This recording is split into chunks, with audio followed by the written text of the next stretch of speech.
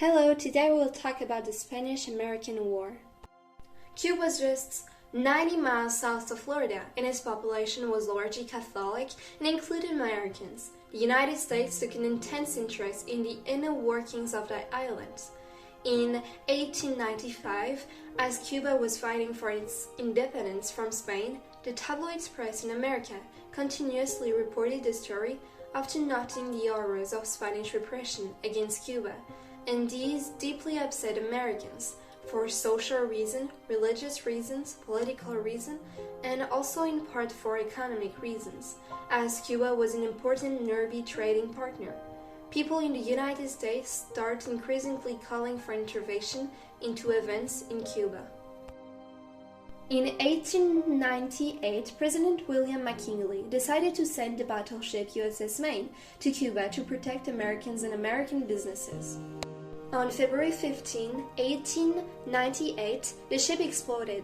At the time, everyone thought a newspaper reported that it had been attacked, bombed by the Spanish, and a much later investigation in 1976 confirmed what many people thought, which was an internal explosion to the shields. The details may have been murky, but the tabloid press called for a war against Spain. The sensational headlines and thinly reported stories came to be known as yellow journalism, named for the yellow ink used in a cartoon in one of the newspaper Joseph Pulitzer New York World. The sensational coverage by the tabloids spread anti-Spain sentiment throughout the United States. At first, President McKinley hesitated to take action, but the pressure to go to war with Spain mounted. The combination of events and the rolling pattern toward war was almost inevitable, and immediately after the explosion of the Maine, Congress gives McKinley an unanimous declaration urging him to respond, and a few weeks later, he goes back and asks for a formal declaration of war, and that passes easily at people. Soon, the war with Spain escalated beyond the Caribbean and into the Pacific Ocean. Admiral Dooley was ordered to attack the Spanish fleet at Manila Bay in the Philippines, another of Spain's territories. He accomplished this military operation only a few weeks after Congress declared war.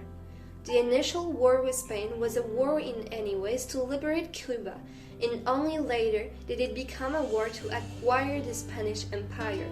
Philippines is a turning point in that moment. The U.S. Navy primarily conquers the Philippines quite easily in 1898. By the end of the war with Spain, 6 months later, the United States had control of Cuba, Puerto Rico, and the Philippine Islands.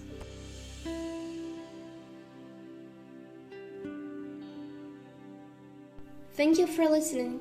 Have a great day.